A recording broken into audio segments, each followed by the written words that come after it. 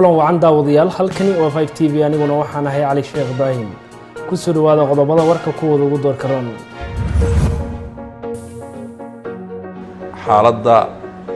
amni ee dalku marayo iyo diyaar garow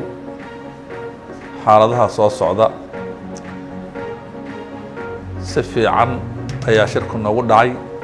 guddiga arrimaha gudaha iyo amniga ee golaha shacabka ayaa maanta kulan la qaatay wasiirka amniga ee xukuumadda federaalka ee Soomaaliya iyagoo wax ka weydiiyay xaaladda amni ee dalka iyo sugidda doorashooyinka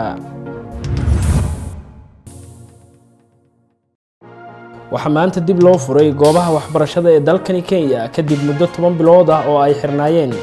sababo la xiriira cudurka COVID-19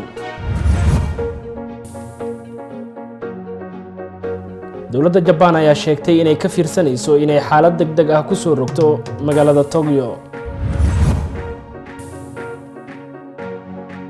ciyaarahana waxaad ku daawan doontaan kooxda Chelsea ayaa xiriir la sameysay beddelka tababare Frank Lampard وحقاق داوديال كواسي waxay hayeen qaar kamid ah qodobada warka kuwada ugu door karoona